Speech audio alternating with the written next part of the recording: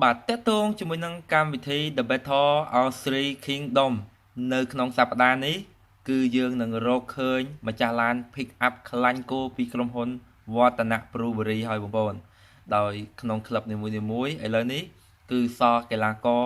មួយក្លឹបចំនួន2រូបដែលនឹងត្រូវធ្វើការប្រកួតគ្នានៅក្នុងសប្តាហ៍នេះទាំងអស់តែម្ដងគឺនៅថ្ងៃទី13និងថ្ងៃទី14សប្តាហ៍នេះបងប្អូនបាទសម្រាប់ប្រិយមិត្តពុកម៉ែបងប្អូនអាចចូលរួមខមមិនទស្សន៍ទាយលេងតើគិតថាក្លឹបរបស់លោកគ្រូរូបណាដែលនឹងឈ្នះរថយន្ត pick up ចូលក្លឹបដោយក្នុងនោះមានលោកគ្រូសែនមន្ថេនលោកគ្រូធុនសុភាជាមួយនឹងលោកគ្រូឆ្នាំពេជ្រសុផាន់បាទបើយើងក៏លេខទៅពិន្ទុនៅក្នុងពេលបច្ចុប្បន្ននេះគឺក្លឹបរបស់លោកគ្រូសែនមន្ថេននាំមកគេដោយគាត់មាន2ពិន្ទុក្នុងដៃនិងក្លឹបរបស់លោកគ្រូឆ្នាំពេជ្រសុផាន់គឺមាន1ពិន្ទុក្នុងដៃហើយយើងងាកទៅក្លឹបរបស់លោកគ្រូធុនសុភាវិញគឺមិនទាន់មានពិន្ទុនៅក្នុងដៃទេបងប្អូន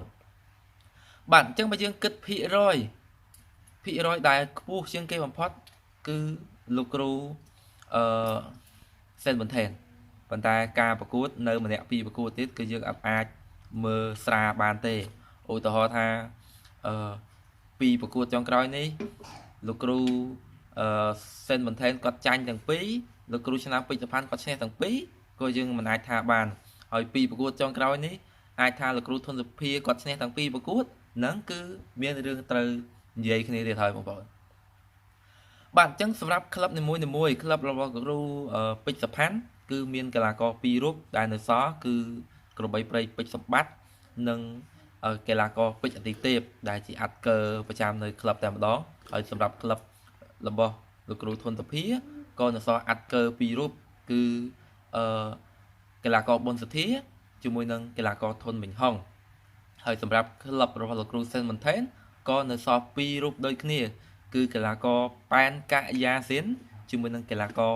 ប៉ែនកៈមហាមេតបងប្អូនអញ្ចឹងសម្រាប់កីឡាករ